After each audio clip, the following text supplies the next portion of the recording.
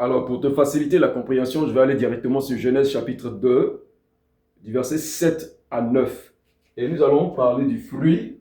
Voilà le fruit qui a été mangé. On va aborder sur le fruit qui a été mangé. Genèse 2, le verset 7 à 9. Tu me permets de lire ça.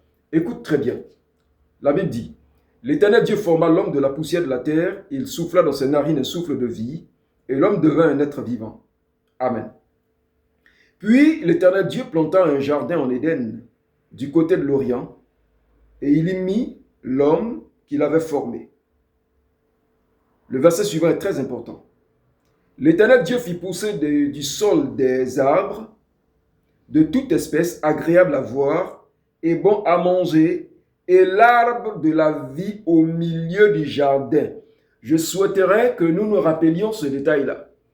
Et l'arbre de la vie au milieu du jardin. Donc, nous reconnaissons qu'au milieu du jardin, il y a l'arbre de la vie. C'est très important. Je continue la lecture, s'il vous plaît. Et l'arbre de la vie au milieu du jardin, virgule, et l'arbre de la connaissance du bien et du mal. Désolé. J'insiste parce que ça va nous permettre de comprendre la suite.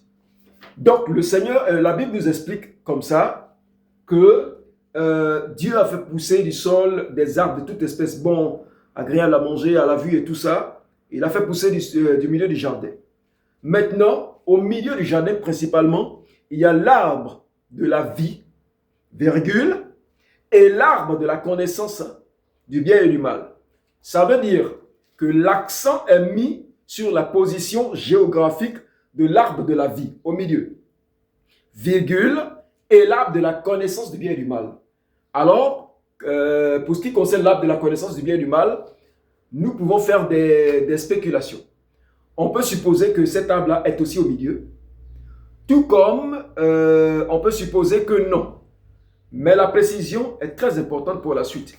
Alors, je vais lire maintenant l'échange qu'il y a eu entre Ève et le serpent, qui va attirer notre attention pour la suite. Vous allez comprendre quelque chose. En fait, l'objectif, c'est de permettre de comprendre la qualité ou la nature de l'arbre ou du fruit qui a été mangé. Est-ce le bon ou le mauvais fruit? C'est très important. Bien.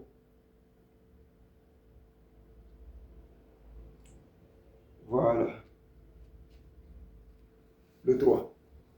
Genèse 3 me dit ceci. Le serpent était le plus rusé de tous les animaux des champs que l'Éternel Dieu